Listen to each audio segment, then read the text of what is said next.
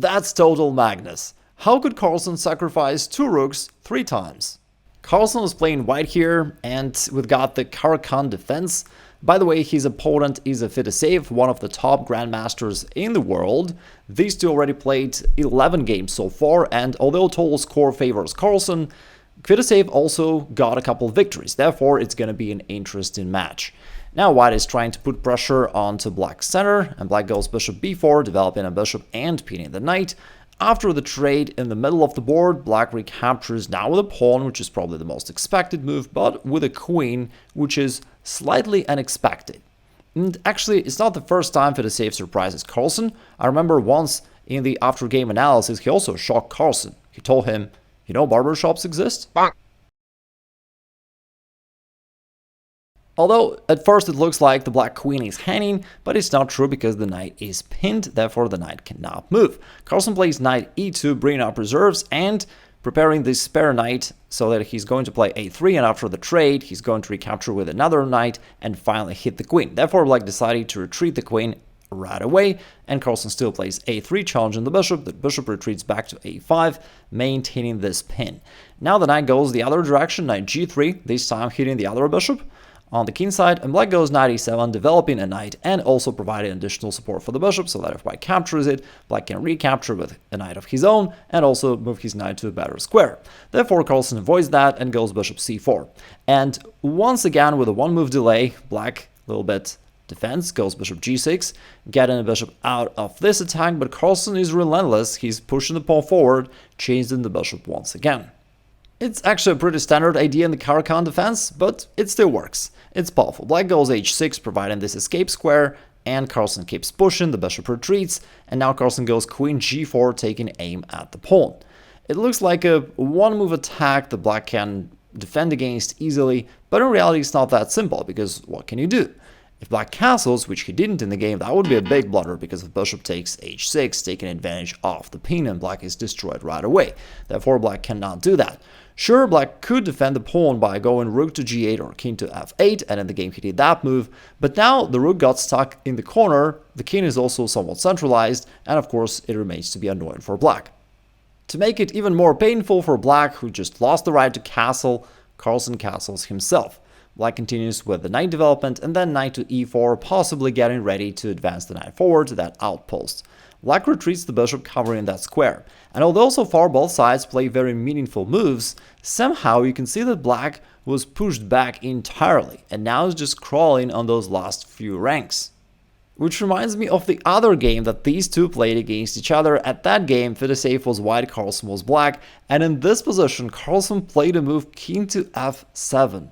Total humiliation. White is actually up material, he's up an exchange and a pawn, and yet he can't even move. And that is really shocking. How could Carlsen make one of the top grandmasters in the world to look like such a noob? And here's how I think it happened. You know, Carlsen is so good that no chess coach can possibly help him anymore.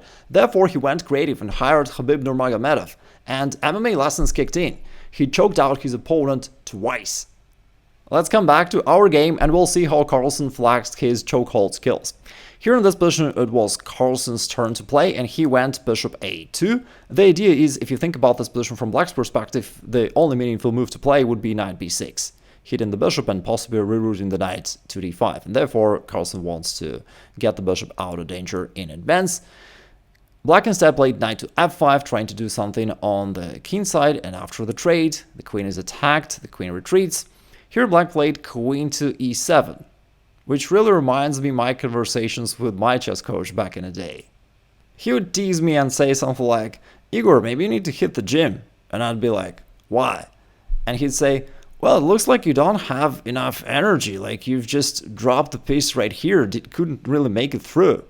And although, of course, I was teasing, but there is actually some chess context here. In chess, you typically should aim to move your pieces as far as possible, because that makes them as active as possible. And black should have really played queen h4, which would potentially put the pressure down here to this pawn, or maybe trade queens or create some threats.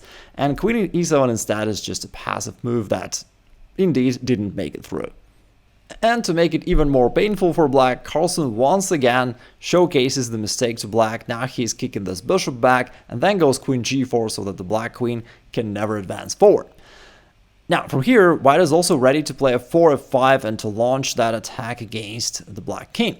Therefore, black is seeking counterplay. He's going pawn to c5, trying to undermine the center. And if this pawn goes, then knight takes c5 would become a real problem. Like in a variation like that, black really got a ton of activity here and things are complicated. Therefore, Carlsen does not want that. And he played a very interesting move, a move bishop d2, which is subtle but also beautiful.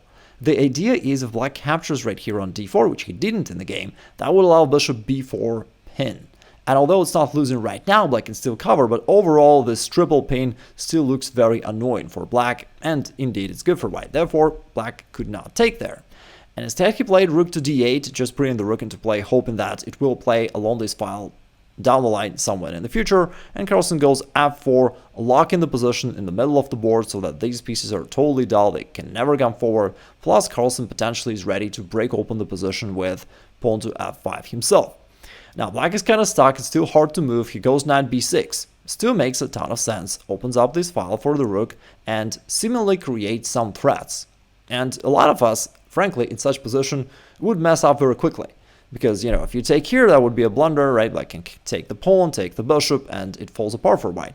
And if you do nothing special, black can also capture it with the rook and seek his own counterplay. So what do you do here? And Carlsen plays another really beautiful move, bishop to c3. And the idea is just to restrict black, because now the rook cannot take this pawn because it's guarded by the bishop, and the pawn cannot take it right here because of the same pin bishop to b4, which in this case just wins the game. There is nothing to cover for this pin. Since black couldn't capture the central pawn, he instead moved the knight to the middle of the board. And now think about this position for a second. How would you play here as white? Carlsen played the move pawn f5, which he actually planned to play, I guess, and I give it 2 exclamation marks, one for Carlsen and one for you, because I think you could have probably played the same move as Carlsen. And Carlsen played it because he planned to sacrifice the rook in this line. And in case you blunder this move, it gives us a valuable lesson that in case you blunder something, you can always call it a sacrifice and keep your mood high. Carlsen went queen to f3, offering this rook to black, and that is the first rook sacrifice. However, black refused to take it. Why? Because in case black captured the rook, then white's got this monstrous pressure against the black king. And although black is up material, it's very hard to survive here. If you just think about continuation of this line, literally everything is targeting the black king, and it's gonna end pretty badly for black. In the actual game, black refused the rook sacrifice and tried to keep the position close, which makes a lot of sense. It's still not clear how white can make progress here, but Carlsen plays pawn d5. He seizes the opportunity to advance the central pawn, and he takes advantage of the fact that the pawn cannot take it, because in this case the bishop on f5 will be left undefended. Similarly, black cannot take it with the rook because there is a bishop right here guarding it, and somehow this annoying pawn cannot be captured. On top of that, it threatens d6 with a double attack to black's queen and bishop. Therefore, black played bishop b6, getting the bishop out of danger. White continues with bishop c4, locking the bishop right there and stopping black from pushing the pawn forward and opening this diagonal for a bishop. A very interesting move. Carlsen is really like a kid of Tal and Petrosian, if you know what I mean, just 2 in 1. He's somehow having this energetic attack while always keeping his opponent's pieces restricted. They're like totally locked. The rook just can't move forward. The bishop can't have any play here. The queen can barely move right there. This rook on h8 has been standing there all game long, cannot move. So is the king really. And it's somehow black is just totally stuck, and it's really funny in a way. Anyways, black goes king g8, I guess just trying to get the king out of this file and maybe hoping for king h7 so that the king can finally artificially castle. But white goes pawn d6, hitting the queen, queen h4, that move that black should have played many moves before, but he plays it at least now. b3, just guarding the bishop because black can't really do much, and black goes rook to d7. That potentially protects this pawn on b7 and maybe blocks the pawn on d6. Now, although white is dominating, it's still not very easy to find the way through, how to break through, because black's position is also locked and very well defended. So what do? Carlsen played queen e2, quite a mysterious move which I guess black did not really understand, and he played queen g4, hoping to trade off queens and thinking that in an endgame he'll just enjoy his extra pawn while white's attack will be over. But Carlsen says not so fast, and he sacrifices the rook for the second time. Now, what's the idea? It's really interesting. White just wants to break open the middle of the board so that his bishop will become a monstrous piece. Black is trying to stop that and captures it with a queen. Still, he's trying to keep his pawn chain as a wall to barricade this bishop, but Carlsen brings the other rook into play and then kicks this queen back all the way back to d8 and then goes queen g4, still locking this queen so that it can't ever change its mind and come forward. Again, it's funny how black is just so awkward. Like, the bishop can't move, the rook, this rook, the queen, everything. None of them can't move. It's crazy. Black played a6, and it's hard to criticize black for that, because you can hardly find any meaningful move in the position. And I guess black was dreaming about something like going back, pushing the pawn forward, kicking this bishop out, and then finally moving the c-pawn forward, which would open up this diagonal for his bishop. But of course, that whole thing is way too long, and Carlsen says, I'm not playing games here. Well, he is playing, but anyways, he's sacrificing the rook for the third time. It allows white to break open the center, and whether black captures with the rook or the king as he did in the game, now white's queen and bishops come into play and start attacking this king. It's a check to the king, this diagonal is also under the control, and once the king moves, Carlsen continues these checks, forcing the king to run back and forth, and therefore the king is already tired. And now, to all his other accomplishments, Carlsen is adding a title of a pawn star. These pawns are really monstrous. They're attacking the rook, but the rook cannot capture this pawn because that will lead to this checkmate. Therefore, black goes queen f6, offering an exchange of queens. And when I saw this for the first time, I thought that white would probably try to find a way to checkmate black. However, Carlsen took a different approach. He took on d7, allowing black to trade off queens, which typically is not advisable when you are attacking, because you want to keep the queen on the board and you want to checkmate. However, if you look at this position closer, you realize how funny that is. Black must have felt claustrophobic. These pawns totally put black in the cage. The king just can't get out of it, so as the rook. And the bishop has to guard this square so that the pawn cannot be promoted. He choked the same opponent once again. Black can barely move, and it is insane. Black goes bishop d8 to stop the pawn, but in general he's got nothing to do. Bishop e6, now Carlsen is bringing his king closer. Black is desperately hoping to finally activate this rook, which hasn't made a move in this game, but Carlsen says not so fast, takes control of the square. The other square is also under the control of white, and therefore black is still stuck. Black is trying to do something on the queen side, but nothing really works. And then after king e4, it's an interesting thing here actually.